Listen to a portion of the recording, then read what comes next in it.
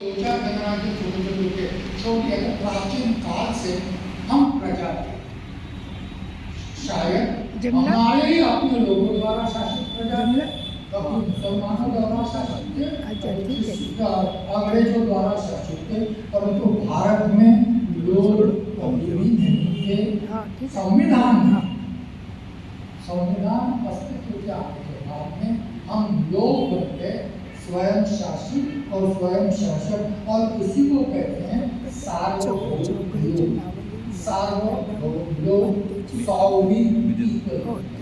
Sovereign people का अर्थ यह होता है, जैसे मैंने कहा, हम स्वयं शासक हैं, स्वयं शासित हैं। लोगों को राजकीय सत्ता का स्रोत कहा जाता है, सोर्स ऑफ पॉलिटिकल पावर कहा जाता है, राजकीय सत्ता का स्रोत कहा जाता है। राजकीय सत्ता हम राजकीय सत्ता के नियंत्रण की और नियामक भी है। डॉक्टर अम्बेडकर कहते हैं भाई संविधान ने सांसदीय प्रणाली का स्वीकार इसलिए किया क्योंकि सांसदीय प्रणाली में शासन लोगों के प्रति उत्तरदायी अधिक होता है। इसका क्या अर्थ होता है? लोगों के प्रति अधिक उत्तर, अध्यक्षीय शासन भी उत्तरदायी होता है, परंतु तुलना में सांसदीय शासन व्यवस्था लोगों के प्रति उत्तरदायी। श्रेष्ठ कौन शासन की? लोग श्रेष्ठ होते हैं, क्योंकि शासन कोई भी हो, डेमोक्रेसी अध्यक्षीय हो या प्रधानमंत्री का शासन हो, परंतु लोग सत्ता के स्रोत होते हैं, नियंत्रक होते हैं, सार्वभौम होते हैं। सारे ही अधिकार लोगों में सीमित होते हैं, सारे ही अधिकार लोगों में सीमित। लोग सार्वभौम है, परंतु भारत जैसे सारे लोग निर्णय प्रक्रिया में सहभागी नहीं हो सकते। समझ लीजिए, सारे लोग निर्णय प्रक्रिया में, शासन प्रशासन चलाने के लिए निर्णय लेते हैं, कानून बनाते, सारे लोग निर्णय प्रक्रिया में सहभागी नहीं होते। सिर्फ आपकी जानकारी के लिए, भारत में भी दो प्रकार के लोकतंत्र की व्यवस्था है। एक को कहते हैं डायरेक्ट डेमोक्रेसी और दूसरे को कहते हैं रिप्रेजेंटेटिव डेमोक्रेसी। डायरेक्ट डेमोक्रेसी का अर्थ ग्राम सभा, ग्राम सभा को डायरेक्ट डेमोक्रेसी, एक ही व्यवस्था भारत में ऐसी है जिसको डायरेक्ट डेमोक्रेसी का, सारे ही गांव के नागरिक उस सभा में बैठकर निर्णय लेते हैं, साल में 4 बार एकत्रित बैठते हैं, मालूम है आपको लोगों ना, उसको डायरेक्ट। जिस डेमोक्रेसी में उस क्षेत्र के सारे ही मतदाता, सारे ही नागरिक एकत्रित आकर निर्णय लेते हैं, उसको डायरेक्ट डेमोक्रेसी कहते हैं। उसके ऊपर जो डेमोक्रेसी है वो प्रातिनिधिक डेमोक्रेसी है, उसके ऊपर जो डेमोक्रेसी है वो प्रातिनिधिक डेमोक्रेसी है, और हमने प्रातिनिधिक डेमोक्रेसी सीखी। बाकी सारी जगह पर अप टू संसद, सारे जगह पर हम प्रतिनिधि चुनते हैं। सवाल यह है कि प्रतिनिधि चुनते हैं ऐसा संविधान कहता है, क्या आप भी लोग ऐसा मानते हैं? ये सवाल इसलिए पूछना पड़ता है कि 75 साल बाद संविधान और लोकतंत्र की जो आज अवस्था है, ऐसा इसलिए है कि लोगों ने कभी भी प्रतिनिधि नहीं चुना, लोगों ने शासक चुने। नरेंद्र मोदी, देवेंद्र फडणवीस, नितिन राउत जो सत्ता में सहभागी हैं, वो हमारे शासक है या हमारे प्रतिनिधि? सवाल बड़ा गंभीर है। डॉक्टर अम्बेडकर ने ये सवाल हम सब लोगों से पूछा है। मैं आपको अधिकार देता हूँ प्रतिनिधि चुनने का, और आप अपना शासक चुनते हो, तो किसकी जिम्मेदारी? मैं जिम्मेदार हूँ। कभी विरोधी पक्ष का सदस्य सत्ता का हिस्सा होता है, उसके हाथ में सत्ता है, विरोधी पक्ष कभी अपने प्रतिनिधि को हम सवाल पूछ सकते हैं, ऐसा क्यों नहीं? तुम शासक चुनते हो और फिर मेरे नाम से चिल्लाते हो। अपने प्रतिनिधि को हम सवाल पूछ सकते हैं। यदि मेरा प्रतिनिधि है प्रतिनिधि ने मेरे साथ सम्मान का व्यवहार करना चाहिए, चाहे मंत्री हो या प्रधानमंत्री। चुनाव के समय हाथ जोड़ोगे और बाकी के दिन आपके दरवाजे पर आने के बाद भी अंदर आने की अनुमति नहीं हो तो शासन में क्या करेंगे? डॉक्टर अम्बेडकर ने तो ये संविधान में ये व्यवस्था दी। फिर ऐसा क्यों? ये सवाल है। और इसीलिए हमारा प्रयास होना चाहिए, जो संविधान का प्रचार करना चाहते हैं उनका प्रयास होना चाहिए कि लोगों को ये समझाए कि हम शासक नहीं चुनते, हम प्रतिनिधि चुनते हैं जो हमारे प्रति उत्तरदायी है। उसको सवाल पूछने का हमारा हक है। कम से कम हम उसको निर्वाचित करने वाले इतना कर वो उसको हमें सम्मानित करें इस प्रकार से, यह हमारा हक है। यह कम से कम लोगों तक ये बात पहुंचाना जरूरी है। जिस दिन लोगों को ये बात समझ में आ जाएगी उस दिन शायद भारत का लोकतंत्र सही अर्थों में लोकतंत्र बनेगा। आज सही अर्थों में लोकतंत्र नहीं है। इसलिए मैंने कहा कि चुनाव का अर्थ लोकतंत्र नहीं होता। चुनाव का अंत शासक चुनना भी होता है। रशिया में लोग पुतिन को चुनते हैं, प्रतिनिधि करके चुनते हैं, शासक करके चुनते हैं। वही हम भी लोग कर रहे हैं। 5 साल में एक बार आ गया, हमारे घर पर आ गया, कैसे हो गई, पीठ पर हाथ रख दिया, कार्यकर्ता भी कुछ, उसके पीछे 10-5 लोग भी कुछ, बाकी तू क्या करता है? 5 साल में कभी किसी ने ये पूछा अपने प्रतिनिधि से कि 5 साल में विरोधी पक्ष के सदस्य के साथ सारे ही लोगों की संपत्ति दुगनी कैसे होती है? पूछा कभी आप लोग? होती है कि नहीं होती है? सारे लोग देखिए, उन्हीं का विवरण देखिए। दूसरे समय में चुनाव करते समय जो अपनी संपत्ति का विवरण देते दुगना हो जाता है। कुछ लोगों की उससे ज्यादा होती है, क्योंकि उनके पास अधिकार ज्यादा होते हैं, और अब तो छूटे महाराष्ट्र सरकार में तुम नोटा का बंडल लेकर रखो तो मंत्रिमंडल से तुमको हटाने वाला है नहीं। क्यों? क्योंकि लोग सवाल नहीं पूछते। कितने लोगों में हिम्मत है कि मुख्यमंत्री से जाकर पूछे कि जिसके घर में नोटों के बंडल दिखाई पड़ते हैं वो भी आपके मंत्रिमंडल में ही हो? किसने पूछना चाहिए सवाल? किसने पूछना चाहिए? डॉक्टर अम्बेडकर कहते हैं लोगों ने पूछना चाहिए, क्योंकि लोग सर्वश्रेष्ठ हैं। हर एक प्रतिनिधि लोगों के प्रति उत्तरदायी है।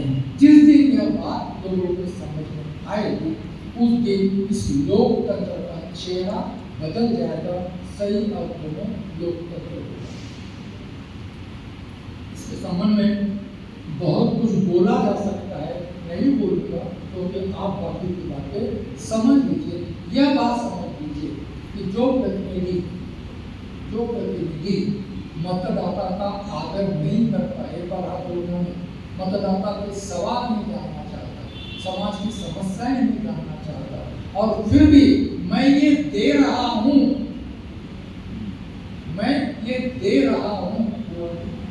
कौन है मेरे को देने वाला? 80 करोड़ लोगों को मुफ्त अनाज दे रहा हूं, कौन है? पूछना चाहिए कि सवाल। अरे भाई, जो मुफ्त अनाज दे रहा है वो भी टैक्स दे रहा है, और उस टैक्स के पैसे से तुम अनाज खरीदोगे और वही अनाज उसको दोगे और कहोगे कि मैं दे रहा हूं। ये लोकतंत्र नहीं है। ये लोकतंत्र, संविधान कहता है कि यदि आप मुझे आजीविका नहीं दे सकते तो मुझे जीने के लिए साधन उपलब्ध करवाना आपकी जिम्मेदारी है, मेरा हक है। तुम बोलो क्यों मौका दोगे? रोजी पे रोजगार हो, आजीविका हो, नहीं तो जिंदा रहने के साधन उपलब्ध करा, ये तुम्हारी जिम्मेदारी है, संविधान के द्वारा तुमको सौंपी गई। यदि वो पूरा नहीं करोगे और क्योंकि एहसान जताओगे, आप एहसान जताने वाले नहीं हो। इसके बाद में लोगों की और विशेषता है, ये समझ लीजिए। समझिए राष्ट्र कैसे बनता है, लोगों की और विशेषता। हम सब लोग यहाँ बैठे हैं, बराबर है कि नहीं? कोई भेदभाव है हम लोगों में? स्त्री लोग, पुरुष लोग, हिंदू लोग, मुसलमान लोग, हाँ, इस जाति के लोग, उस जाति के लोग, तमिल लोग, महाराष्ट्र लोग, इसको कहते हैं लोग। यह समानता का प्रतीक है। लोग ये काय का प्रतीक है? समानता का प्रतीक। लोग यह संकल्पना धर्म, वंश, जात, लिंग और प्रादेशिकता इसके परे है। सभी लोग हैं और सभी समान हैं, और इसीलिए लोग समानता का प्रतीक है, ऐसा माना गया है। भारत के संबंध में लोग सर्वसमावेशी हैं। भारत में पैदा हुआ, भारत में जन्म लिया, भारत का नागरिक सारे ही इस लोग में समाविष्ट हैं। इस दृष्टि से लोग दो तत्वों का प्रतिनिधित्व करता है, एक समानता का प्रतिनिधित्व करता है और दूसरा सर्वसमावेशकता का प्रतिनिधित्व करता है। सर्वसमावेशक, किसी को भी छोड़ा नहीं। आज कहा जाता है कि ये हमारा नहीं है, ये हमारा नहीं है। भारत का संविधान सारे ही लोगों को समान मानता है और सबके लिए समानता की बात करता है।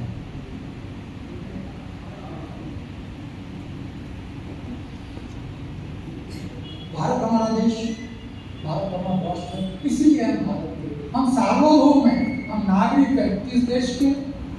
भारत। इसलिए भारत शब्द वहाँ आया है।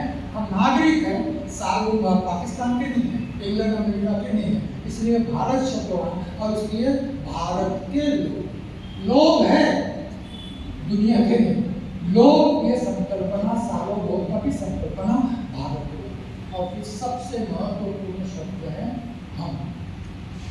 सबसे महत्वपूर्ण शब्द है वी। सबसे महत्वपूर्ण शब्द है आमी। आमी का मतलब क्या होता है? आमी का मतलब होता है, आमी भारताचे लोग, हम भारत के लोग। यह शब्द बंधुता का प्रतीक है।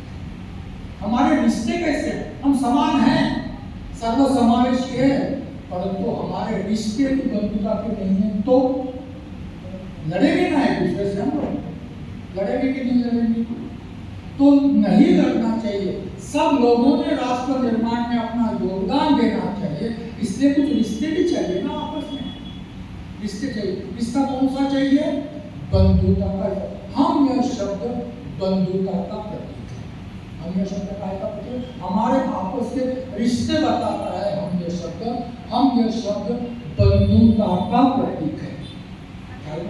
हम समान हैं और बंधुता से एक दूसरे से जुड़े हुए। इस परिप्रेक्ष्य में भारत का संविधान, भारत के संविधान के निर्माता को राष्ट्र की जो व्याख्या अभिप्रेत है वह किस प्रकार से है। राष्ट्र के लिए कुछ तत्व चाहिए होते हैं। एक, भूप्रदेश चाहिए, भूमि चाहिए, भूमि है। दो, उसमें लोग चाहिए है कि यह लोग समानता और बंधुता के नाते जुड़े होने चाहिए, तब राष्ट्र निर्माण होता है। जिस देश के लोग समानता और बंधुता से जुड़े हुए नहीं हैं, वह देश कभी भी राष्ट्र हो नहीं सकता। 25 नवंबर 1949 के भाषण में डॉक्टर अंबेडकर कहते हैं कि जिस देश में जाति व्यवस्था है उस देश में समानता हो नहीं सकती, उस देश में बंधुता हो नहीं सकती, इसलिए वो देश कभी भी राष्ट्र हो नहीं सकता। इसके भी आगे एक और जोड़ना पड़ेगा, जहाँ धार्मिक विविधता है परंतु धार्मिक असहिष्णुता है, वहाँ पर भी बंधुता नहीं हो सकती, इसलिए वह देश भी राष्ट्र नहीं हो सकता। इसलिए मैंने कहा है कि राष्ट्र अस्तित्व में आया है, परंतु हम उस ओर जाना चाहते हैं। किस ओर? जहाँ समानता भी हो और बंधुता भी। यह प्रक्रिया शुरू हो गई है 26 जनवरी 1950 से। इसी को हम कहते हैं राष्ट्र निर्माण की प्रक्रिया। और इसीलिए भारत में यह तत्व विद्यमान है, संविधान मानता है यह तत्व विद्यमान है, इसीलिए भारत राष्ट्र है, राष्ट्र अस्तित्व में आया है और राष्ट्र बनने की प्रक्रिया भी आरंभ होती है। वी द पीपल, इसका मतलब हम भारत के राष्ट्र हैं।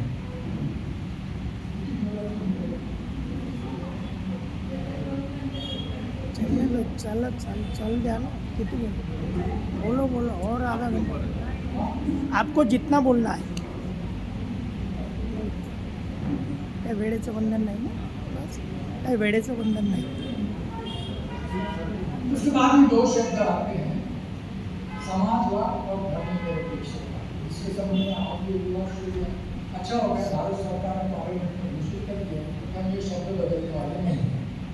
भारत सरकार ने घोषित कर दिया अपने भूमिका कि संविधान की उद्देशिका में शब्द कायम रहेंगे, बदलना नहीं है। फिर भी मोदी जी संविधान संसद में जो कहेंगे उनके लोग वही बात मानेंगे, जरूरी नहीं है। बहुत बड़े भी कहते हैं कि शब्द का हमारे कोई मतलब नहीं, अब बहुत बड़े सही बोलते हैं, मोदी जी सही बोलते हैं, जिसको उसकी समझने की बात है। बहुत बड़े बोलते हैं कि दो शब्द हमारे संस्कृति को सूट नहीं, हमारे संस्कृति को सूट नहीं होते हैं, ये दो शब्द नहीं चाहिए। ये बात सही है, ये बात सही है कि मूलतः संविधान की उद्देशिका में समाजवाद, धर्मनिरपेक्षता और तीसरा शब्द नीचे है जिसके बारे में कोई बोलता नहीं है कभी भी, और वो है इंटीग्रिटी ऑफ द नेशन, राष्ट्र की एकात्मता। एकता था, एकात्मता, यह भी शब्द संविधान पहले नहीं था, इसके बारे में कोई बोलता है। 1976 इंदिरा गांधी की सरकार थी, उन्होंने संविधान में संशोधन कर, बहुत सारे संशोधन किए, उन्होंने संविधान में संशोधन कर ये 3 शब्द उद्देशिका में प्रविष्ट किए। आक्षेप किया जा रहा है कि आपात स्थिति थी, इमरजेंसी थी, पार्लियामेंट में चर्चा नहीं हुई, ये शब्द प्रविष्ट किए गए, इसको निकाल दिया जाना चाहिए। इसको पहले जानकारी के लिए बता दूं कि 1977 में आपात स्थिति समाप्त हो गई, चुनाव हुए और मोरारजी देसाई की सरकार अस्तित्व में आई। मोरारजी देसाई की सरकार अस्तित्व में आने के बाद उन्होंने 1978 में सबसे पहला काम जो किया वह इंदिरा गांधी जी की सरकार ने 42 अमेंडमेंट के तहत संविधान में जितने भी संशोधन करे थे उनमें से जो गलत लगे उनको उन्होंने सारे निकाल दिए।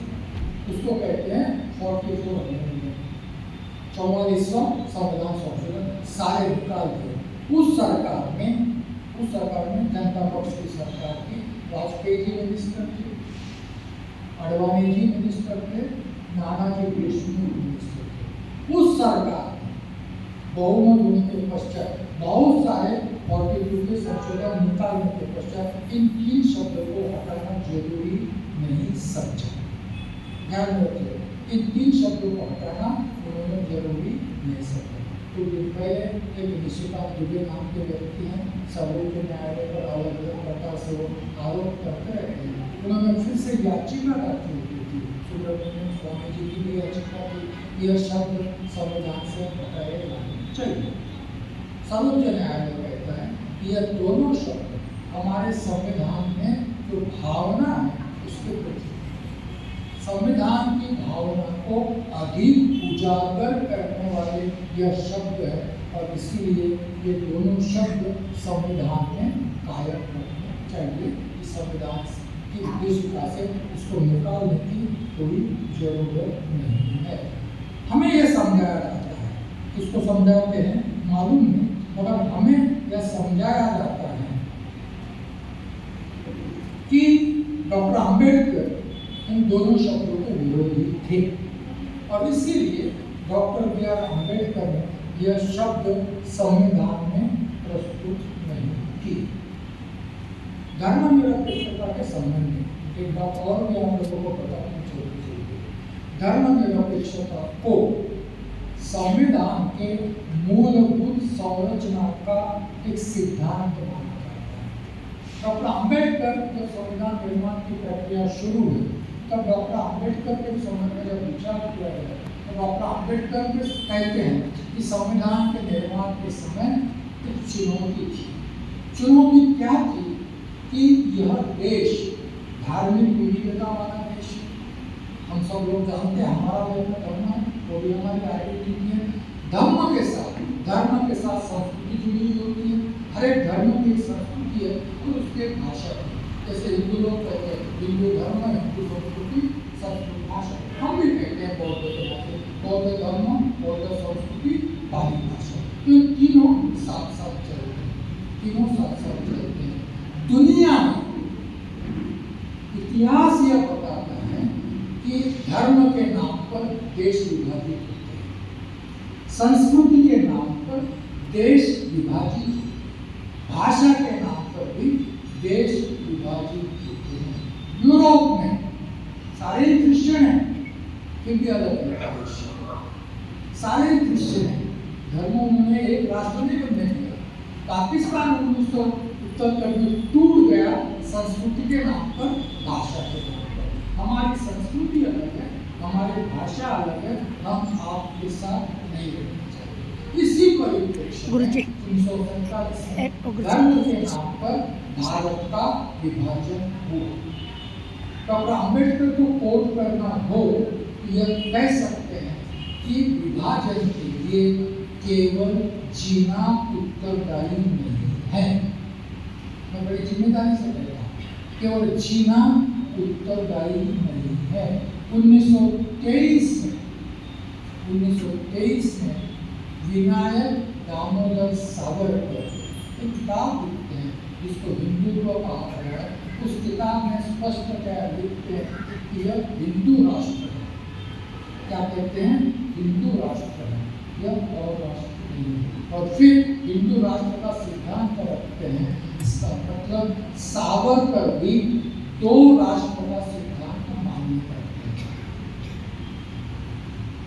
और इसीलिए देश के विभाजन के लिए जितने चीना की टू नेशन थियरी उतने ही सावरकर जी की टू नेशन याले थोड़ा आमच्या और फिर वीडियो सुना कहते हैं कि पाकिस्तान होने के बाद आज भी कहा जाता है दुनिया में एक इंडोनेशिया भी देश छोड़ दिया जाए तो भारत में सबसे ज्यादा मुस्लिमों की जनसंख्या भारत में। इंडोनेशिया को छोड़ दिया जाए तो सबसे ज्यादा मुस्लिमों की जनसंख्या भारत में। सारे तो पाकिस्तान नहीं है। संविधान निर्माताओं के समक्ष चुनौती की क्या चुनौती थी कि धार्मिक विविधता कायम रखनी है, सांस्कृतिक विविधता कायम रखनी है, भाषिक विविधता कायम रखनी है, फिर भी इसको एक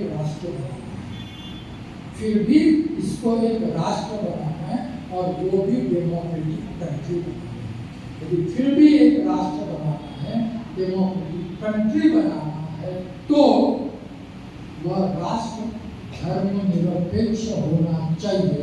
यदि धर्मनिरपेक्ष नहीं है तो वह राष्ट्र नहीं बन सकता।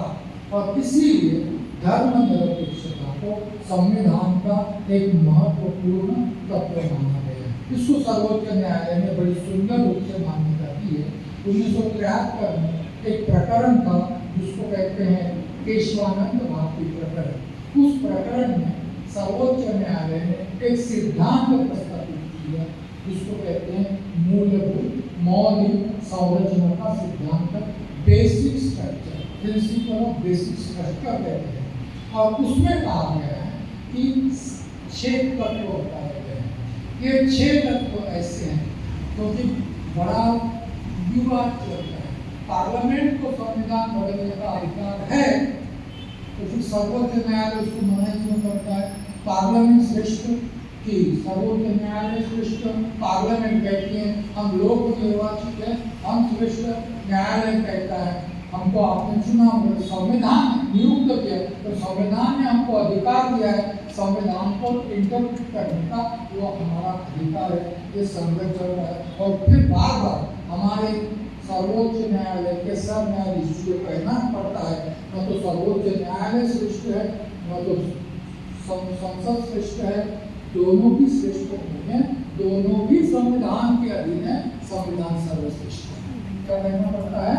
संविधान सर्वश्रेष्ठ है। और हम लोगों पर संविधान की मर्यादा है, संविधान की मर्यादाओं में हम लोगों को काम करना चाहिए। और इसीलिए सर्वोच्च न्यायालय कहता है कि पार्लियामेंट को संशोधन करने का अधिकार है, परंतु पार्लियामेंट को बेसिक स्ट्रक्चर बदलने का अधिकार नहीं है। बेसिक स्ट्रक्चर नहीं बदला जाएगा। इसलिए संविधान में जो धर्मनिरपेक्षता है वह सिद्धांत पार्लियामेंट भी बदल नहीं सकती, पार्लियामेंट भी नहीं बदलेगी।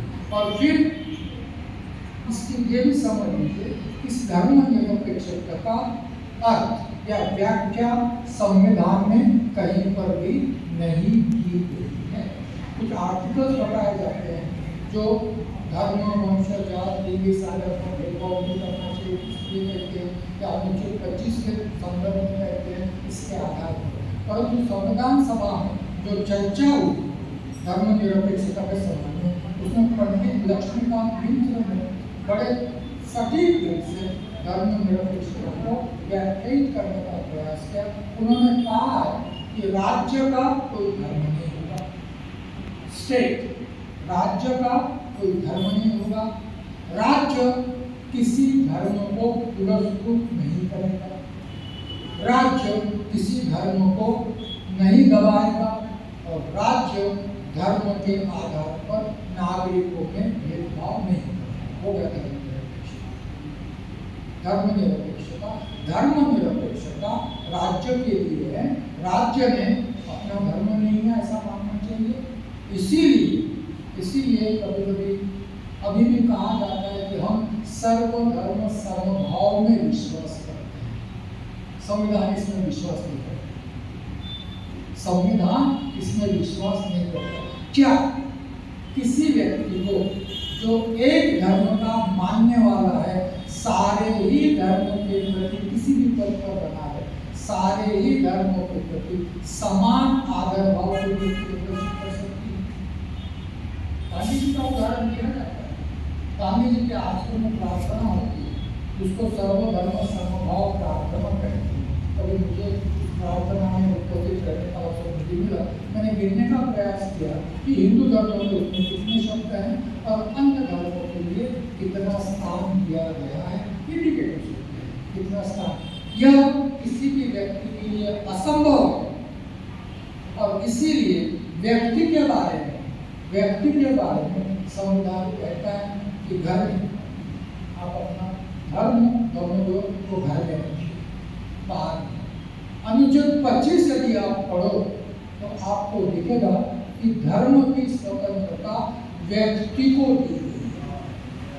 धर्म की स्वतंत्रता किसको दी गई है? व्यक्ति को दी गई। बाहर आने के बाद you are Indian, I am Indian dialogue हो सकता है। एक बार आवाज इंडिया के माध्यम से मुझे माधो वैद्य जी का इंटरव्यू देने का अवसर मिला। माधो वैद्य जी जब तक जीवंत थे, 92 ईयर्स को, तब तक वह राष्ट्रीय स्वयंसेवक संघ के सर्वश्रेष्ठ सर्वमान्य बौद्धिक प्रमुख थे। उनका रुतबा बहुत बड़ा था, राष्ट्रीय स्वयंसेवक संघ में उनका रुतबा बहुत बड़ा था। उनका इंटरव्यू लेने की जिम्मेदारी आवाज इंडिया ने उस पर दी और उनको यही कहना पड़ा। एक जगह पर यह इंटरव्यू वहाँ आकर रुका तो उन्होंने मुझे पूछा कि आप बौद्ध हो? मैंने कहा हाँ हूँ। आप क्यों पूछे हो? मुझे आप बौद्ध हो? हाँ। मगर मैंने कहना पड़ा उनको कि भाई देखिए, मैं घर से निकलते समय ये जानता था कि मैं बौद्ध हूँ, घर से निकलते समय ये भी जानता था कि आप हिंदू हो, घर से निकलते समय यह भी जानता था कि आप राष्ट्रीय स्वयंसेवक संघ जैसे एक सबसे बड़ी भारत की संस्था के बौद्धिक प्रमुख हो। परंतु मैं घर से निकलते समय यह भी सोच कर आया था कि हम बातचीत करना है, लोगों को संवाद प्रस्तावित करना है, तो हम दोनों अपना अपना धर्म जो भी है वो बाजू में रखेंगे, घर में रखेंगे। संविधान आपको भारतीय मानते हैं, संविधान मुझे भी भारतीय मानते हैं। क्या आप और मैं भारतीय होने के नाते संवाद कर सकते हैं? सबसे अच्छा तरीका ये है। हिंदू और बौद्ध में संवाद कैसे होगा तो क्या होगा? शायद लड़ाई हो सकती है। आप बड़े लड़ाई हो सकती है। भारतीयों में लड़ाई नहीं होगी, संवाद हो सकता है। क्या ये बात संभव है? संविधान यह कहता है कि भाई ये सारा घर में रखो ना, जो कि आपको पूजा करनी है, ये घर में रखो। बाहर निकलना है तो इस प्रकार से धर्म का आचरण करो कि दूसरों के धर्म के आचरण के अधिकार में हस्तक्षेप नहीं होना चाहिए। जब ये हम करेंगे तब संविधान से हम नहीं तो हम भारतीय नहीं है, हम चाहे जो कुछ भी हो। तो इस प्रकार से धर्म निरपेक्षता का अर्थ लगाया गया। इस पर संविधान सभा में बड़ी चर्चाएं हुई। लोकतंत्र, डॉक्टर बी आर अम्बेडकर को लोकतंत्र हार्डकोर डेमोक्रेट कहा जाता है। मैंने शुरू में कहा कि डॉक्टर बी आर अम्बेडकर कहते लोकतंत्र मैंने भारत के तथागत गौतम बुद्ध के भिक्षु संघर्ष से लिया है। लोकतंत्र की संविधान में धारणा यदि समझनी है तो लोकतंत्र की धारणा में सामाजिक, आर्थिक और राजनीतिक न्याय के परिप्रेक्ष्य में समझनी होगी। लोकतंत्र डॉक्टर बी आर अम्बेडकर ने प्रस्तावित किया, उसको वो कहते हैं यह पॉलिटिकल डेमोक्रेसी। कौन सी डेमोक्रेसी है? Political democracy. बाबा साहब लोकतंत्र के प्रति इतना आग्रही क्यों थे? क्योंकि बाबा साहब की मान्यता थी कि इस समाज में एक बड़ा वर्ग ऐसा है जो शूद्र है, अछूत है, महिला है, सबसे बड़ा वर्ग है। इन लोगों को कभी भी सत्ता में भागीदारी नहीं देगी। इन लोगों को कभी सत्ता में भागीदारी नहीं देगी। सबका इन लोगों को कब सत्ता में। बाबा साहब आम्बेडकर की दूसरी भी मान्यता थी जो गुलाम है व्यवस्था के, सामाजिक दृष्टि से गुलाम में माना जाता है, जाति व्यवस्था के गुलाम ऐसा माना जाता है। और जो डॉक्टर आम्बेडकर कहते हैं यह सवाल गुलामी का जो है यह सोशल इशू नहीं है, यह सामाजिक इशू नहीं है, यह पॉलिटिकल इशू है। कौन सा इशू है? यह पॉलिटिकल इशू है। और इसीलिए 1932 में गोलमेज परिषद में डॉक्टर आम्बेडकर कहते हैं यह सामाजिक समस्या नहीं है, यह राजनीतिक समस्या है। और ब्रिटिशों से कहते हैं कि आप चले जाएंगे, इस देश में आपकी जरूरत नहीं है, क्योंकि जब तक आप रहोगे हमारी स्थिति में कोई परिवर्तन होने वाला नहीं है। आप चले जाएंगे यहाँ से। हमें जाते समय डेमोक्रेसी देखो, government of the people, by the people, for the people देनी चाहिए। क्योंकि यह एक ऐसी शासन व्यवस्था है जिसमें सबको सत्ता में भागीदारी देती है, जो सबका सत्ता में सहभाग सुनिश्चित करती है। यदि हमें सत्ता में भागीदारी मिल गई तो हम अपनी स्थिति को बदल देंगे। और इसीलिए डॉक्टर अम्बेडकर डेमोक्रेसी के लिए बड़े आग्रही थे। डेमोक्रेसी जब सत्ता में भागीदारी देती है तो उसको पॉलिटिकल जस्टिस कहते हैं। डेमोक्रेसी जब सत्ता में भागीदारी देती है तो उसको क्या कहेंगे हम? पॉलिटिकल जस्टिस कहते हैं। तो संविधान में जो डेमोक्रेसी अस्तित्व में लाई है डॉक्टर अम्बेडकर उसको कहते हैं यह पॉलिटिकल डेमोक्रेसी। सब लोगों को सत्ता में भागीदारी दी, वोट का अधिकार सत्ता में भागीदारी का अधिकार है। मेरा अपना प्रतिनिधित्व करने के लिए चुनाव में खड़े रहने का अधिकार सत्ता में भागीदारी का अधिकार है। और इस माध्यम से यह पॉलिटिकल डेमोक्रेसी हमें पॉलिटिकल जस्टिस दी।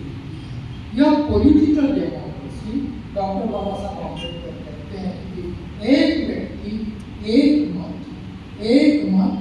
एक मूल्य इस आधार पर बनी है। One person one vote one value, यह इसका बेसिक प्रिंसिपल है।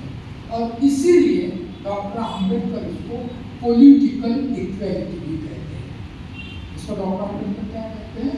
पॉलिटिकल इक्वलिटी भी कहते हैं। पॉलिटिकल इक्वलिटी है, पॉलिटिकल जस्टिस भी है, क्योंकि सारे ही लोगों के मतों का मूल्य समान है।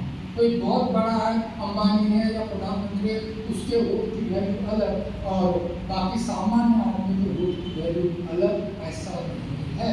तो डॉक्टर बी आर अम्बेडकर की मान्यता है कि पॉलिटिकल डेमोक्रेसी में पॉलिटिकल जस्टिस दिया है, पॉलिटिकल इक्वलिटी दी है, और उसके साथ साथ पॉलिटिकल डेमोक्रेसी फंडामेंटल राइट्स दी है।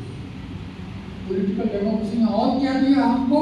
फंडामेंटल राइट्स दिए हैं। संविधान का भाग 3 हमारे फंडामेंटल राइट्स के संबंध में है। यहाँ पर डॉक्टर अम्बेडकर कहते हैं, आगे डॉक्टर अम्बेडकर कहते हैं कि यदि यह पॉलिटिकल डेमोक्रेसी इकोनॉमिक डेमोक्रेसी में परिवर्तित नहीं हुई तो कोई भी व्यक्ति अपने वोट के अधिकार के साथ अपने फंडामेंटल राइट्स का उपयोग करने के लिए भी सक्षम नहीं होगा जब तक पॉलिटिकल डेमोक्रेसी इकोनॉमिक डेमोक्रेसी में मर्ज नहीं होगी, तब तक पॉलिटिकल डेमोक्रेसी आधी है, अधूरी है, अपूर्ण है, इनकम्प्लीट। क्यों कहते हैं ऐसा? उसका स्पष्टीकरण। समाजवाद शब्द, डॉक्टर अम्बेडकर समाजवाद के विरोधी है ऐसा लोग कहते हैं, इसलिए डॉक्टर अम्बेडकर ने समाजवाद शब्द संविधान की उद्देशिका में नहीं रखा, ऐसा कहा जाता है। डॉक्टर अम्बेडकर संविधान सभा में कहते हैं, डॉक्टर अम्बेडकर संविधान सभा में समाजवाद, सोशलिज्म ये पॉलिटिको इकोनॉमिक फिलोसॉफी है, मतलब राजकीय आर्थिक दर्शन। यह दर्शन हुकुमशाही की ओर, तानाशाही की ओर, जहाँ जहाँ समाजवाद या साम्यवाद आया है वहाँ तानाशाही है। डॉक्टर अम्बेडकर कहते हैं कि संविधान में समाजवाद शब्द का प्रयोग करता है मैं विशिष्ट विचारधारा को सत्ता में आने के लिए मार्ग को नहीं करना चाहता। क्या कहते हैं डॉक्टर अम्बेडकर? एक विशिष्ट विचारधारा का प्रतीक है। समाजवाद यह शब्द एक विशिष्ट पॉलिटिको इकोनॉमिक फिलोसॉफी का प्रतीक है। समाजवाद जैसा शब्द संविधान में रखकर एक विशिष्ट पक्ष की जो विचारधारा को मानने वाला पक्ष सत्ता में आए, उनके लिए मैं रास्ता नहीं रखना चाहता। हाँ, यदि उनको समाजवाद चाहिए यहाँ पर आने के लिए, तो उन्होंने लोगों के पास जाना चाहिए, बताना चाहिए समाजवाद क्या है, चुनकर आना चाहिए और समाजवाद इस देश में लाना चाहिए। संविधान इसको मना नहीं करता। डॉक्टर अम्बेडकर समाजवाद के विरोधी थे क्या? नहीं थे। संविधान इसको मना नहीं करता, परंतु सत्ता में आने के बाद भी यह समाजवादी कि लोकतंत्र को बाजू रखना चाहेंगे तो संविधान इसका विरोध करेगा। संविधान इसके विरोध। डॉक्टर अम्बेडकर को समाजवाद चाहिए, डॉक्टर अम्बेडकर को समाजवाद चाहिए। 1946 स्टेट्स एंड माइनॉरिटीज समाजवाद चाहिए, परंतु डिक्टेटरशिप नहीं चाहिए। शब्द बोल रहा हूँ मैं, इसका विस्तार भी नहीं। डॉक्टर अम्बेडकर को समाजवाद चाहिए, परंतु डिक्टेटरशिप नहीं चाहिए। डॉक्टर अम्बेडकर को समाजवाद चाहिए प्लस डेमोक्रेसी चाहिए, प्लस फंडामेंटल राइट्स चाहिए। यह डॉक्टर अम्बेडकर की समाजवाद की संकल्पना है। ये इतना ही कह सकता हूँ, अधिक विस्तार में नहीं जा सकता। इसीलिए डॉक्टर अम्बेडकर समाजवाद शब्द उद्देशिका में नहीं रखना चाहते थे। आओ ना सत्ता में, आओ और लाओ समाजवाद, मगर समाजवादी सत्ते में आने के बाद यदि आप डेमोक्रेसी नष्ट करना चाहोगे, फंडामेंटल राइट्स नष्ट करना चाहोगे, संविधान उसकी अनुमति आपको नहीं देगा। डॉक्टर अम्बेडकर का समाजवाद यह विथ डेमोक्रेसी है, विदाउट डिक्टेटरशिप। ये 3 शब्द ध्यान में रखिए। कौन से 3 शब्द? Socialism with democracy without dictatorship. ये 3 शब्द में डॉक्टर बाबा साहब अम्बेडकर का सारा समाजवाद का सिद्धांत रखा जा सकता है। अब समाजवाद का अर्थ डॉक्टर अम्बेडकर के लिए क्या है? समाजवाद का शब्द नहीं रखने के बाद भी डॉक्टर बी आर अम्बेडकर ने समाजवाद संविधान में रखा है, ये भी लोगों को आपको बताना होगा। क्या रखा है समाजवाद? घर जाइए और संविधान का भाग 4 जो है, जिसको हम राज्य के नीति के निर्देशक सिद्धांत कहते हैं, directive principles of state policy कहते हैं, वो समाजवाद है डॉक्टर अम्बेडकर। पढ़िएगा वो क्या है? समाजवाद का विरोध नहीं कर रहा, डिक्टेटरशिप को विरोध कर, और डायरेक्टिव प्रिंसिपल्स में आर्टिकल 39 बड़ा महत्व का, पढ़िए कर जाता है। डॉक्टर अम्बेडकर उसमें आर्टिकल 39 में कहते हैं देश के संसाधन जो है, देश के उत्पादक साधन, देश की सार्वजनिक संपदा जो है, जल जंगल जमीन जो है, वह लोगों में इस प्रकार से वितरित होनी चाहिए कि लोगों का अधिकतम कल्याण हो। क्या कहते हैं डॉक्टर अम्बेडकर? सार्वजनिक संपदा जो जल है, जंगल है, जमीन है, खनिज है, सार्वजनिक संपदा है, इसका वितरण लोगों में कैसे होना चाहिए? लोगों का अधिकतम कल्याण। उसी के बाद कहते हैं कि इसका किसी भी व्यक्ति में या संस्था में केंद्रीकरण नहीं होना चाहिए। केंद्रीकरण नहीं होना। आज सारी चीजें अंबानी के हाथ में जा रही है, सारी चीजें अदानी के हाथ में जा रही है। रास्ते उनके, समुद्र उनका, पोर्ट उनके, रेलवे, क्या क्या नहीं दिया जाता है। इसको डॉक्टर अम्बेडकर संपत्ति और संसाधन का केंद्रीकरण जो लोगों के अहित में, इसको डायरेक्टिव प्रिंसिपल्स विरोध करते हैं। अदानी अंबानी को देखिए, सरकार की नीति सार्वजनिक उद्योग बेचने के लिए, किसको बेचने के लिए? निजी उद्योगपतियों को बेचने। इसको भारत के संविधान का डायरेक्टिव प्रिंसिपल्स का सिद्धांत संपत्ति का लोगों के लिए अहितकारी केंद्रीकरण कहता है। मैं सिर्फ केंद्रीकरण नहीं कह रहा हूँ, यह केंद्रीकरण अहितकारी है, यह बाबा साहब का समाजवाद है। और डॉक्टर अम्बेडकर ने समाजवाद को लिख दिया संविधान में। लोगों ने पूछा संविधान सभा के सदस्यों ने, क्यों लिख रहे हो इसको? जब सरकार पर लागू करने का दायित्व नहीं है, सरकार ने लागू करना चाहिए इसको, ऐसा कोई भी आपने इसमें कलम नहीं रखा है। सरकार ने नहीं लागू किया तो क्या करेंगे लोग? डॉक्टर अम्बेडकर बड़े अलग विचार के थे, वो तुम्हारे मेरे जैसे विचार नहीं करते थे ना, इसलिए डॉक्टर अम्बेडकर उन्होंने कहा कि भाई मैं जानता हूँ कि फंडामेंटल राइट्स, यदि कोई हनन करता है सरकार तो मैं न्यायालय में जा सकता हूँ। उसको कहते हैं जस्टिसिएबल राइट्स, न्यायालय के माध्यम से लागू किए जाने वाले अधिकार के फंडामेंटल राइट्स। डायरेक्टिव प्रिंसिपल्स भी अधिकार है, फर्क इतना है तो न्यायालय के माध्यम से लागू किए नहीं जा सकते। हम मोदी जी को यह नहीं पूछ सकते हैं, मगर जबरदस्ती नहीं कर सकते क्योंकि बहुमत हमारे हाथ में नहीं। पूछ सकते हैं भैया सारा अडानी को सार्वजनिक उद्योग क्यों बेच रहे हो? नहीं पूछ सकते। मोदी कहे कि आपने मुझे वोट दिया क्या? नहीं दिया ना, फिर आपको पूछने का क्यों? उनकी डेमोक्रेसी, बाबा साहब की डेमोक्रेसी क्या है कि किसी भी कॉन्स्टिट्यूएंसी में उम्मीदवार चुन कर आने के बाद वह उस पक्ष का नहीं होता, वह उस कॉन्स्टिट्यूएंसी का होता है। और इसलिए उस कॉन्स्टिट्यूएंसी के सारे ही मतदाताओं का प्रतिनिधि होता है। उसको सवाल पूछने का अधिकार सारे ही मतदाताओं को है। कितने लोगों को यह बाबा साहब की डेमोक्रेसी मालूम है? हम बोलते ना आमदार काँग्रेसचा आहे, आमदार बीजेपीचा आहे, आमदार आमचा आहे असं म्हणतो का? संविधान म्हणतो की निवडून आल्यानंतर तो सर्वांचा आहे, त्या मतदारसंघातल्या सर्वांचा आहे। पण आमच्याकडे तो आमदार कोणाचा असतो? काँग्रेसचा असतो, बीजेपीचा असतो, याचा असतो, त्याचा असतो। मग तो आमचा नाहीच, मग त्याला प्रश्न विचारायची काही गरज आहे का? त्याला प्रश्न विचारला भारताच्या संविधानाला हे मान्य नहीं। भारत का संविधान कहता है कि निर्वाचित होने के बाद प्राइम मिनिस्टर बीजेपी का नहीं होता, प्राइम मिनिस्टर आरएसएस का नहीं होता, प्राइम मिनिस्टर देश का होता है, इस देश के मुसलमानों का भी होता है,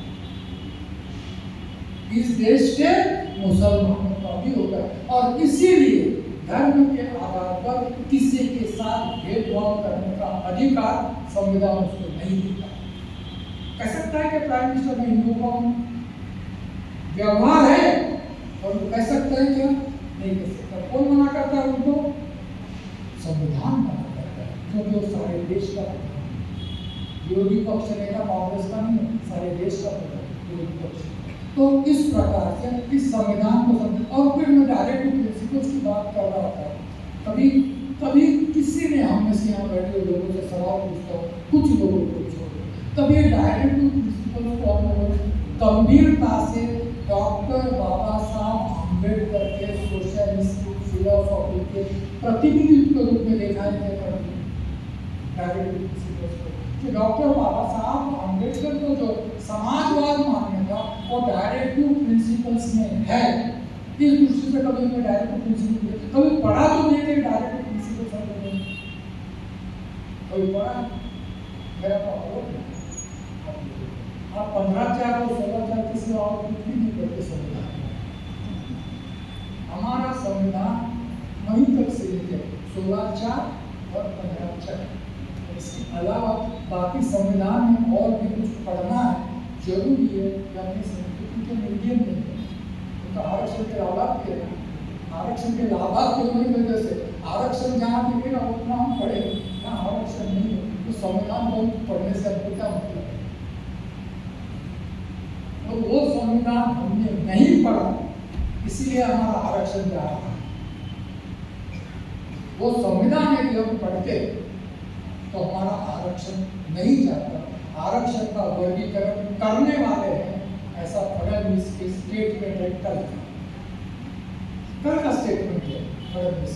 क्या कहते हैं फडणवीस? यस, सारा फाइनल हो गया है, एबीसीडी में अनुसूचित जाति के आरक्षण को हम उपवर्गीकरण करने वाले हम रोक नहीं सकते, क्योंकि बाकी का संविधान में पढ़ा नहीं, बाकी के लोगों के साथ हम कभी जुड़े। मेरी बात समझ अच्छी नहीं लगेगी, कोई बात नहीं लगेगी अच्छी बात। इसीलिए डायरेक्टिव प्रिंसिपल्स डॉक्टर अम्बेडकर को पूछा क्यों रखते हो, तो कहते हैं डॉक्टर अम्बेडकर कैसे कहते हैं, क्यों कहते हैं 1948 में क्यों कहते हैं, कहते हैं कि लोगों पर मेरा भरोसा। ये न्यायालय में नहीं जा सकते इसके लिए, मगर जब कोई उम्मीदवार लोकसभा का हो विधानसभा का हो लोगों को वोट मांगने जाएगा, उम्मीदवार पूछेगा, मतदाता पूछेगा कि क्या आपने डायरेक्टिव प्रिंसिपल्स पढ़े, क्या डायरेक्टिव प्रिंसिपल्स को मानते हो, क्या डायरेक्टिव प्रिंसिपल्स अमल में लाने के लिए आप वहां जाकर मेरी बात करोगे? यदि नहीं करोगे तो मैं आपको वोट दूंगा। उम्मीदवार को लोगों के न्यायालय में खड़ा होकर जवाब देना पड़ेगा, और कोई भी प्रतिनिधि लोगों को नहीं कर पाएगा, तब डायरेक्टिव प्रिंसिपल्स लागू होंगे। इसलिए बाबा साहब का समाज में आया नहीं, संविधान में आया और व्यवहार में नहीं आया। हम कहते हैं कि सरकार में नेहरू जी थे तभी भी नहीं आए, ये थे तभी भी नहीं आए, तो वे लोग चाहते तो आए ना, लोगों को चाहिए क्या? नेहरू जी को तो नहीं चाहिए था, मोदी जी को तो नहीं चाहिए था समझना। डॉक्टर अम्बेडकर कहते हैं खरा समाज तो नहीं आए, कारण मी जे भोगलं कोणाच्या माथ्यावर संविधान सभा में कहते हैं आपने क्या देखा है, आपने क्या देखी है गरीबी, मैंने देखी। आपने क्या देखी है असमानता, मैंने। समाजवादी तो मैं हूँ, मगर केवल समाजवाद नहीं चाहिए, ये लोकतंत्र के साथ चाहिए। लोकतंत्र लोगों को तो पढ़ने की फुर्सत नहीं, तो इसलिए डायरेक्टिव प्रिंसिपल्स अमल संविधान में जो है वो अमल में लाना है, तो लोगों को अपने प्रतिनिधियों को जवाब पूछना पड़ेगा। चुनाव में पूछिए, पूछेगा किसी भी उम्मीदवार डायरेक्टिव प्रिंसिपल्स पढ़ेगा क्यों लाए डॉक्टर अम्बेडकर ने डायरेक्टिव प्रिंसिपल्स संविधान, पूछिए तब तो पढ़ेगा ना कि ये प्रतिनिधि मेरा प्रतिनिधि है, डॉक्टर अम्बेडकर का प्रतिनिधि है, संविधान का प्रतिनिधि है, या और किसका प्रतिनिधि है, पूछना पड़ेगा ना। हम क्या पूछते हैं या क्या देखते हैं माझ्या जातीचा आहे का, माझ्या धर्माचा आहे का, माझा अमुक आहे का, माझा तमुक आहे का। डॉक्टर आम्बेडकर जब संविधान में वोट का अधिकार दिया तो जात के आधार पर, धर्म के आधार पर वोट देना चाहिए, इसलिए अधिकार दिया। जो संविधान वाला है, जो डेमोक्रेसी वाला है, जो समाजवाद वाला है, तो हमारा है, उसको वोट देना चाहिए। ये बाकी जो सब है, अब ये तीन बातें नहीं मानता तो हमारा नहीं है, उसको मैं नहीं दूंगा, डॉक्टर अम्बेडकर कहते हैं। तो फिर समाजवाद की बात है, डॉक्टर अम्बेडकर कहते हैं, देखिए जहाँ डायरेक्ट प्रिंसिपल्स नहीं है, डॉक्टर अम्बेडकर कहते हैं वहाँ लोग जो खुद को लोग मानते हैं, प्रजा मान के मालूम है, लोगों की स्थिति कैसे है। डॉक्टर अम्बेडकर कहते हैं जिसके पास डेमोक्रेसी, मैं इकोनॉमिक डेमोक्रेसी की बात कर रहा हूँ, इकोनॉमिक डेमोक्रेसी का अर्थ बड़ा सिंपल सा है। डॉक्टर बी आर अम्बेडकर के समाजवाद का अर्थ बड़ा सिंपल सा है। संविधान के डायरेक्ट प्रिंसिपल्स का बड़ा सिंपल सा है। हर एक व्यक्ति को प्रतिष्ठित, अंडरलाइन, डिग्निफाइड प्रतिष्ठित आजीविका मिले और डॉक्टर अम्बेडकर का समाज। हर एक अंबानी बनना चाहिए नहीं, हर एक अदानी बनना चाहिए नहीं, टाटा बनना चाहिए नहीं, बिरला। हर एक को क्या मिलना चाहिए ताकि टाटा बने, अंबानी बने, सब कुछ बने। हर एक को क्या मिलना चाहिए, एक प्रतिष्ठित सम्मानित जीवन जीने का साधन, सम्मानित, भीख नहीं, मुफ्त अनाज नहीं है, ये सम्मानित जीवन का प्रतीक नहीं है। मुफ्त अनाज, सम्मानित जीवन जीने का साधन चाहिए, वो बाबा साहब का संकल्प, सम्मानित जीवन मान्य नहीं। सरकार मुफ्त अनाज देती है परंतु आजीविका क्यों नहीं देती? कर सकती है कि नहीं कर सकती सरकार? कौन पूछेगा? सरकार। जो सरकार मुफ्त अनाज दे सकती है वो सरकार उन्हीं लोगों को आजीविका भी दे सकती है। क्यों नहीं देना चाहती? इसका जवाब डॉक्टर अम्बेडकर 1946 में देते हैं। डॉक्टर अम्बेडकर कहते हैं जिसके पास आजीविका नहीं है उसे भूख से मरने का भय सताता है। कमाने का साधन नहीं है तो क्या होगा? मोदी जी तो थे नहीं उस समय, बाबा साहब के समय मुफ्त अनाज देने वाले। यदि मोदी जी होते उस समय और मुफ्त अनाज देते तो डॉक्टर अम्बेडकर ये नहीं लिखते ना सर। डॉक्टर अम्बेडकर ने लिखा है कि भूख से मरने का भय तुझे सताता है। सर को अच्छा तो छीने जाने का, बुलडोजर चलाकर छीने जाने का भय है। जो कुछ मैंने बचाया है थोड़ा बहुत, नोटाबंदी लगाकर छीने जाने का भय है। मेरे बच्चों को स्कूल से हटा दिए, निकाल दिए जाने का भय है। मुझे सरकार की दया पर जिंदा रहने के लिए मजबूर किए जाने का भय है। मरने के बाद सरकारी खर्च से दहन या दफन किए जाने का भय है। ऐसे स्थिति में जो व्यक्ति जीता है, क्यों जीता है? क्योंकि आजीविका नहीं है। ऐसे स्थिति में जो व्यक्ति जीता है वह व्यक्ति वोट के अधिकार के साथ साथ सारे ही फंडामेंटल राइट्स को समर्पित करने के लिए सरकार को कभी भी तैयार हो जाएगा। डॉक्टर अम्बेडकर सवाल पूछते हैं, किसको पूछिए? भूखे आदमी को पूछिए, मुझे रोटी चाहिए या बोलने की स्वतंत्रता चाहिए? क्या मांगेगा? कभी पूछते हैं ना आनंद को, उसको पूछ, धम्म देने से पहले उसने खाना खाया है। आनंद बोलता पूछता हूँ भाई, मैंने पूछा नहीं। आनंद पूछते हैं उस व्यक्ति से, खाना खाया? खाना भूखे पेट धम्म दिया नहीं जा सकता। तो भूखे पेट कोई अपने मौलिक अधिकारों के लिए लड़ेगा, मौलिक अधिकारों के लिए खड़ा होगा, ये सारे भरे पेट वाले लोगों की चिंता है। मेरे हक कहाँ है, मेरे अधिकार कहाँ है, ये सारी चिंता किसकी है? जिसके पास आजीविका है, प्रतिष्ठित आजीविका है, उनकी ये सारी चिंता है। मगर ये लोगों ने उनकी चिंता करनी चाहिए, ऐसा डॉक्टर अम्बेडकर कहते हैं। करते हैं नहीं करते हैं, यह आप चाहें। मतलब डॉक्टर आम्बेडकर की चिंता उसके प्रति है जिसके पास आजीविका नहीं है। आजीविका होने के बाद भी, प्रतिष्ठित आजीविका होने के बाद भी यदि उस व्यक्ति या व्यक्ति समुदाय के फंडामेंटल राइट्स छीने जाते हो, तब भी वह व्यक्ति कुछ भी बोलने को तैयार नहीं है, तो इसका मतलब क्या है? आजीविका विहीन का तो बात समझ सकता हूं मैं, मगर आजीविका, प्रतिष्ठित आजीविका होने के बाद भी यदि किसी के फंडामेंटल राइट्स छीने जाते हैं, किसी को फंडामेंटल राइट्स नकारे जाते हैं, तब भी वह व्यक्ति कुछ नहीं बोलता है, तो क्या समझना चाहिए? ये सवाल डॉक्टर आम्बेडकर करते हैं। डॉक्टर आम्बेडकर यही कहते हैं कि इसीलिए उनको इकोनॉमिक डेमोक्रेसी चाहिए। तो कहते हैं कि संविधान का आदर्श पॉलिटिकल डेमोक्रेसी नहीं है, संविधान का आदर्श इकोनॉमिक डेमोक्रेसी है। बड़ी कठिन सी बात नहीं है, कठिन सी बात नहीं है। सहज मतदाता चाहिए तो सहज economic democracy. Baba Saheb Ambedkar economic democracy से भी संतुष्ट नहीं है। वो कहते हैं ये अभी आगे, जब तक इस इकोनॉमिक डेमोक्रेसी का मतलब इकोनॉमिक जस्टिस भी होता है, मैं जस्टिस की भी बात कर रहा हूँ, साथ साथ इकोनॉमिक डेमोक्रेसी का इकोनॉमिक जस्टिस भी होता है। आर्थिक न्याय का सिंपल अर्थ यह होता है कि हर एक व्यक्ति को प्रतिष्ठित आजीविका मिलनी चाहिए। यह समाज व्यवस्था, यह अर्थव्यवस्था दे सकती है, ऐसे संविधान की मान्यता। देने की जिम्मेदारी शासक की होती है, देने की जिम्मेदारी राज्य की होती है। मेरे पास आजीविका नहीं है, मैं काम करना चाहता हूँ, काम नहीं मिल रहा, इसके लिए कौन जिम्मेदार है? मैं जिम्मेदार हूँ या व्यवस्था जिम्मेदार है?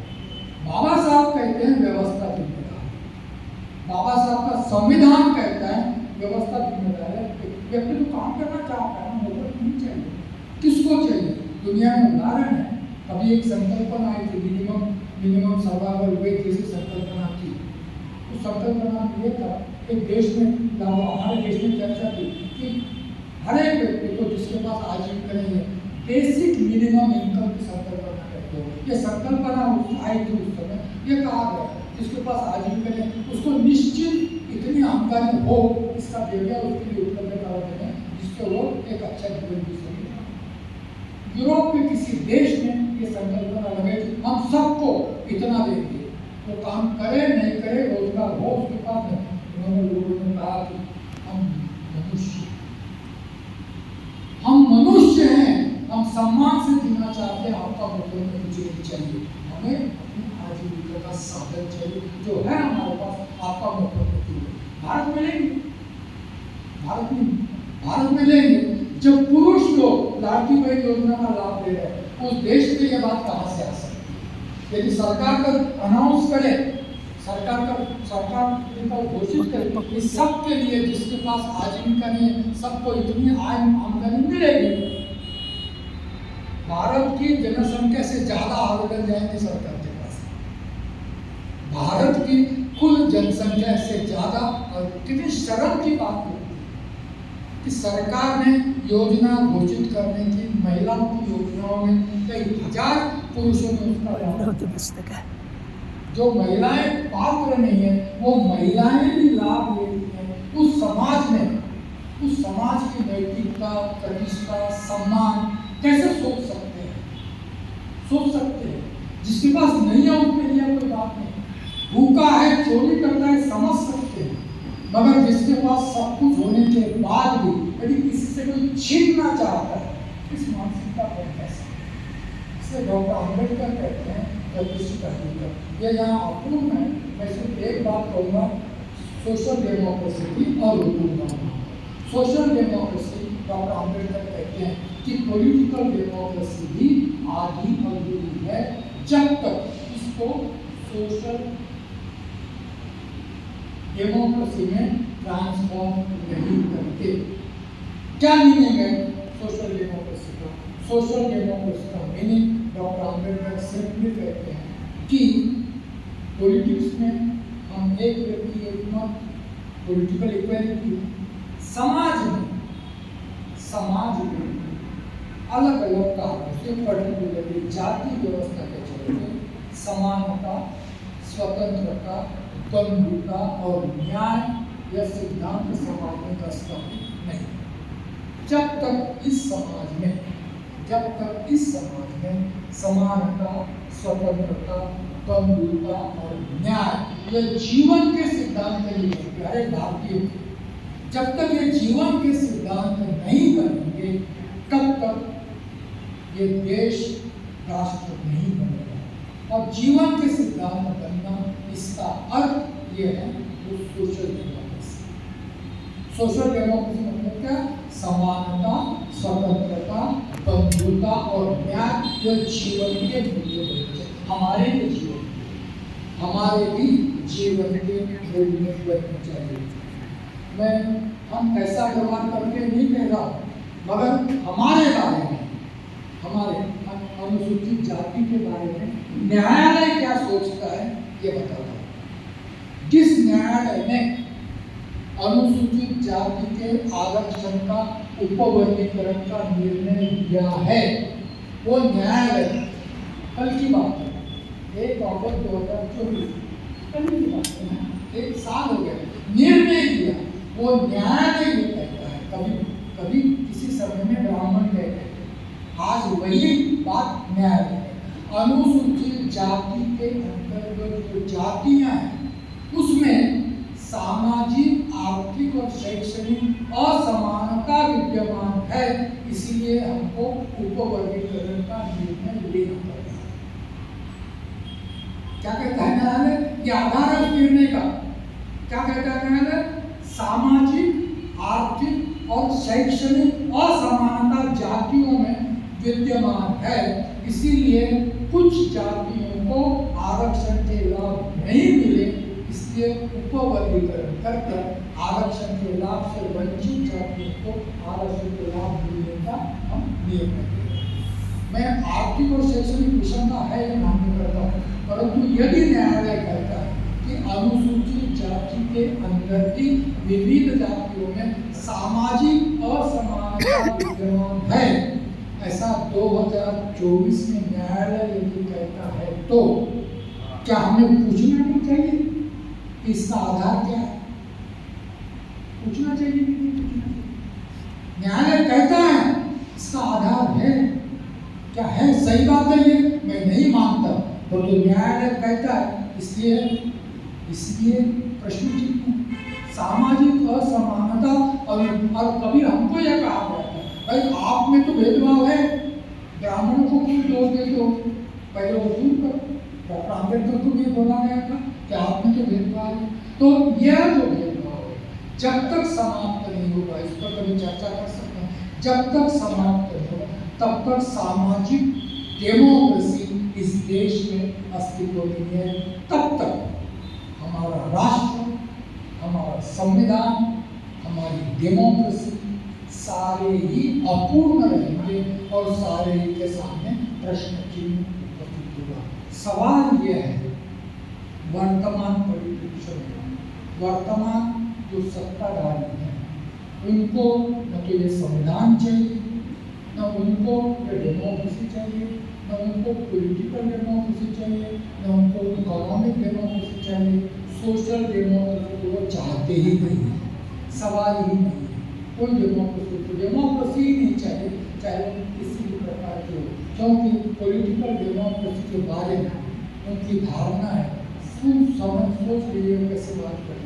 पॉलिटिकल डेमोक्रेसी का अर्थ उनकी ऐसा है हिंदी में, जिनको दिमाग नहीं ऐसे लोगों की मेजॉरिटी को निर्णय लेने का अधिकार देने वाली व्यवस्था डेमोक्रेसी। मराठीमध्ये बिनडोक लोकांच्या बहुमताला निर्णय घेण्याचा अधिकार देणारी व्यवस्था म्हणजे डेमोक्रेसी। समझ रहे हो क्या है? लोकशाही के लिए डेमोक्रेसी क्या है? दिमाग नहीं, उन लोगों के बहुमत को जो निर्णय लेने की अधिकार देता है वो व्यवस्था है। इसलिए हम डेमोक्रेसी को नहीं मानते। फिर भी डेमोक्रेसी के आधार पर सत्ता में आना हमारा धर्म है, सत्ता में आकर इसी डेमोक्रेसी को खत्म करना।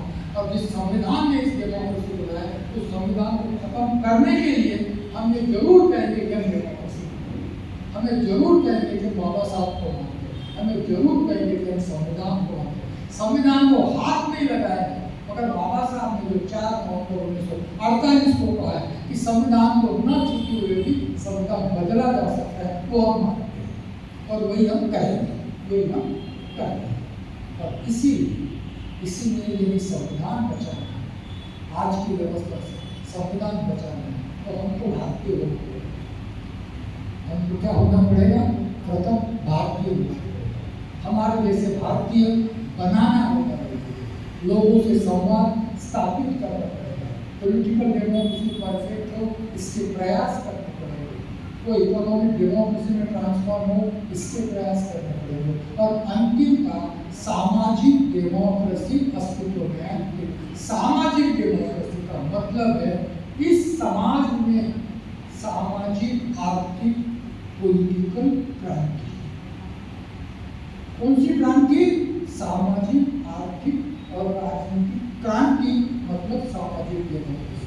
और यह लोकतंत्र के माध्यम से लाई जा सकती है, यह क्रांति डॉक्टर अम्बेडकर मानते हैं, और इसीलिए डॉक्टर अम्बेडकर लोकतंत्र की अपनी व्याख्या देते हैं। लोकतंत्र की व्याख्या देते हैं, democracy is a form and method of government through which revolutionary changes in the socio-economic life of the people can be brought about without bloodshed.